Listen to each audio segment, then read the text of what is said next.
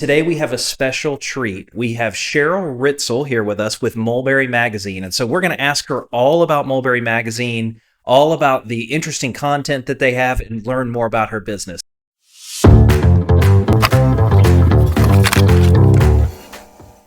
First off, Cheryl, thank you for being here. We appreciate that. I appreciate the invite. Yeah, no problem. Why don't we before we jump in, just talk a little bit about you, where you from originally, your background, and then we'll jump into the magazine. Well, the short version is I've lived in Georgia probably the majority of my life, or not probably, the majority of my life. And before that, I was kind of jumped around. My dad was in the military.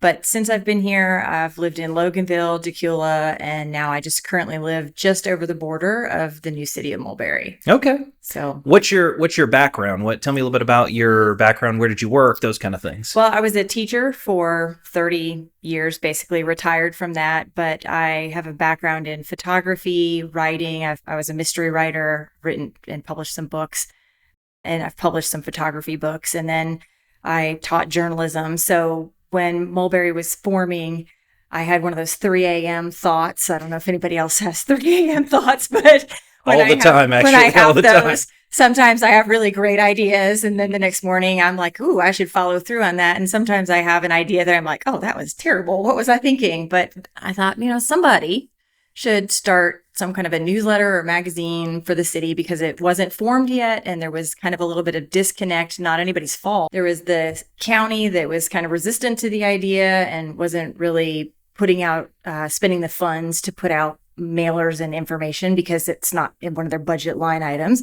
And then we've got folks like you that are trying to do this, had an idea, and then you're not a formed city yet, so you also don't have a budget to communicate. Sure. There's people today, I think, that still don't even know for sure if they're in Mulberry.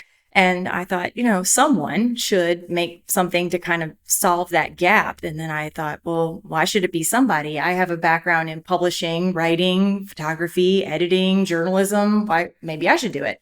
So I got up in the morning and I was like, well, if mulberrymagazine.com is available, I think I'll try it. And I logged into one of the places where you can check, and it was. So I was like, okay, guess it's meant to be. So I was like, awesome. I'm going to start the magazine. Yeah, no, and I appreciate that. Obviously, I remember too from the day starting. You're exactly right. I mean, that was one of the major issues we had. I mean, we would post on Nextdoor, we would post on Facebook, but there was never any centralized place where we could kind of centralize the articles and the information. So there definitely was a need there. So I appreciate you doing that. Obviously, for those that have never started a magazine, can you talk just generally, like, what does that process looks like? You talk about buying the domain name even. Right. I mean, what is that? You obviously have a publishing background to some degree. Can you talk a little bit about what is that for those that maybe in the future wanted to start their own magazine? Maybe we have a teenager watching. What does that take? It's actually become remarkably easy to become a published writer or author these days because of the digital publishing and things like the Amazon KDP, which is the Kindle Direct Publishing program, where you can create and print and publish paperbacks, hardbacks, digital ebooks, and it's zero cost. Amazon doesn't charge you anything to be a writer and to have what they call a bookshelf and to get started that way. So it's highly competitive. So it's not going to be something where you just go out and start making a lot of money, but you can definitely get started. And then as far as for me, I already had all the programs and tools that I'd use for that because of my photography background. I already had the design programs, the photo editing programs, and then from the writing aspect, I already had the writing programs and things to do it.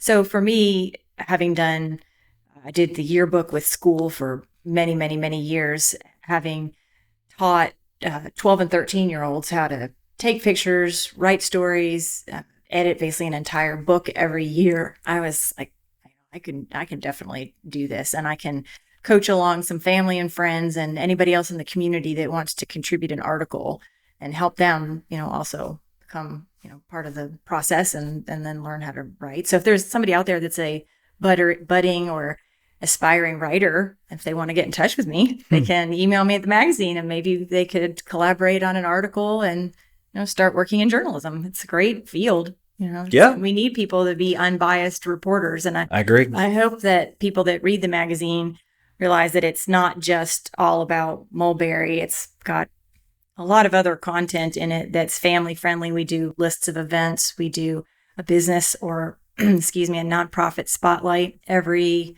month or every other month. And then we do Pet of the Month. So those cute fur babies get to get their spotlight. There you go. But we also have businesses that have contributed. We've had a counselor write an article. We have a realtor, Debbie Finley, does a real estate update every month. We had an exercise person help us with an article, self-defense, Fortitude Self-Defense wrote an article. I mean, there's just so many at this point because it's been a little over a year. Well, that's what I was going to ask you is now kind of getting into the content, right? For those that have never seen your magazine, right, that maybe you're interested in, like, oh, I need to check this out. Like, what are some, well, first off, how often do you publish? I should ask that. It's once a month. We try very, very hard to have the issue out on the first of the month so that if there's an event that's on the first of the month, that they get it in the morning, they could potentially attend. I don't really have any plans to publish more often than that. So I think it'll just continue to just be a once a month publication. Well, I can imagine that's a lot of work too, it is. Right? So, I mean, doing it once a month is enough work, I think, as it is. So I guess as far as content goes, right? I mean, is it investigative journalism? Are you investigating the mayor? Or are you trying to see what's going on? No, I wouldn't say we do a lot of in-depth investigative material. I like to just present the basic facts and where people can go to get more information about that. Cool. So, I've had people approach and ask, you should, investigate this. I think a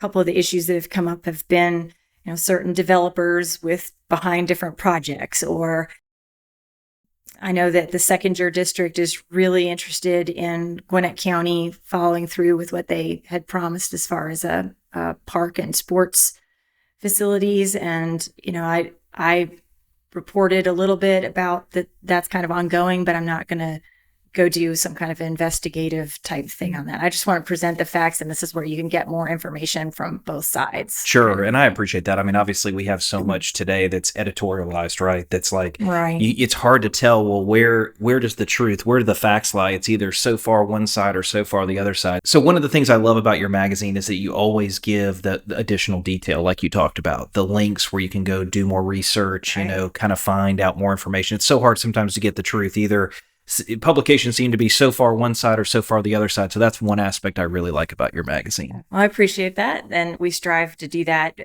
with every issue, to include links. And that's one of the great benefits of digital, is that we can embed a link. We can make things clickable, and we can even embed video if we wanted to. We haven't tried that yet, but I know that we can. And digital also lives basically forever as a record. So somebody could go back and read any of the old issues and, follow through with finding information about something that even we published a year ago. Whereas paper copies tend to, live on your coffee table or your kitchen counter for a little while, and then eventually they hit the recycle bin or the trash. And so we have that benefit of being able to add those links for more information, which I think people appreciate. Yeah. Let's say there's a community event or something coming up, and I would love to be featured in your magazine. Can you talk us through the steps of what that would take and kind of what's typical for that? Sure. We've tried to make everything as straightforward. I feel like it's accessible. Everything from advertising pricing to how to submit is all on our website. So if they go to mulberrymagazine.com, they can subscribe. It's free. And they can go to the submissions page and they can submit if they have a pet, if they want to be featured as an artist, if they have an event. And so there's kind of like buttons for each thing, and they just fill out that. And it's kind of like a sorted contact form so that I kind of know what they want or what they're interested in. And then of course they could always just email directly if they don't know which button to push. There's the info@mulberrymagazine.com. It's just the general email. Everybody can reach me there. We also try to put, the magazine contact information and, in each issue in the front, so people can just contact me, if they ever have a question, or, they're a new business they've just opened, or they have an event that's coming up. We try to give priority to events that are free. Versus paid, where they're selling tickets. If it's a paid event, but it's for a charity or a nonprofit type purpose, we'll give that priority. Okay. And then when we run out of space, we run out of space. So we just kind of fill them in as we find them or as they come across the desk. And then when it's full, it's full. Okay. Can you give me, obviously, as one of the resident experts about Mulberry and everything going on, can you give me 2 or 3 maybe really interesting or fascinating things that maybe my listeners wouldn't know, maybe that you know because of what you do? Well, I think a lot of the neighbors are now aware of the marshals. They might not be aware that the cars were donated. I think it was Woodstock. City of Woodstock donated those. They may not know that the budget's been published and that they can go find that on the website. And, so there's still a disconnect out there where people are still not really sure where to go find information. So I think that's a new development that people might be interested in. I know that they're interested to know what the actual responsibilities and duties will be for that. I know you covered that a little bit in a previous podcast, but I think they're looking for kind of like a solid outline. I'm sure that's forthcoming. Okay. We've done spotlights on nonprofits, and there's so many really great ones out there. And I know there's just so many more people in the community that are doing really great work. And I'd love for them to get in touch with us, because we do put flyers and stories and, post their events and things whenever we can. So I look at that as kind of like a public service type thing. Yeah. I know there's also some really great young people, our next, young generation that's coming up that are just doing some remarkable things. There's a young man, would probably torture his name if I tried to say it, but he just ran 100 miles. Wow. Over at Little Mulberry Park. I had seen something about that. Yeah. And I've contacted the family. We're going to do a story. That's awesome. That coming up. There's another young man that was a Eagle Scout, and I'm sorry, his name's also not right off in my head right now, but he did a great project up in, I believe it's Hall County, just a little bit north of us. But I'd really like to try to get some stories on some of those young people. I see those things, and I'm like, I'm going to follow up on this. And I know we also had the last Olympics. We had a couple local people that were in Olympics. Yeah, so I'm going to do a story on that as well. I'm a little late. I'm thinking, well, at this point, I probably should just wait till the next Olympics come around. But we're a small staff, so we get to what we can get to. Yeah. Okay. I think something that might be really useful for people to know is that we did create a database. It's not by any means complete, but we have tried to take all the resources that we've come across that will help people with rent, food, utilities, medical care, pets, things for seniors. We've done articles on all those things, but then as we've done those articles, we've been compiling that into a spreadsheet that I have the link to. I should probably just post that someplace on the website. I haven't done that yet, but we try to periodically put that in the magazine. And I think that people might like to know that there's a lot of resources out there for people that are in need, especially around this time of the holidays. We even had a page that was some places where people could get help with Christmas gifts for their kids. So that'd be something I would like the community to know more about. Okay. Yeah. Well, I mean, obviously, I'll tell you this. I mean, I appreciate your magazine as just even a public service. I know you probably aren't making a ton of money off this magazine, if any. This is one of 4 businesses that my husband and I and so obviously, I appreciate this as a communication channel where people can get non-biased information out there about things that are going on or important events. So I want to thank you for that service that you give to the community. As we kind of are wrapping up here at the end, I mean, if you had... If somebody wanted to get in touch with you, right, if they were like, hey, I got a great idea for an article, or maybe they wanted to help write a couple free articles for you, what would be the best way for them to get in touch with you? Like either the website using the contact buttons on the submissions page, or info@mulberrymagazine.com. And the website again was mulberrymagazine.com, so they can just go there. And I'm on social media all the time, so they can find Mulberry Magazine on Facebook at facebook.com/Mulberry Magazine. And I'm on Instagram, and I'm on Nextdoor.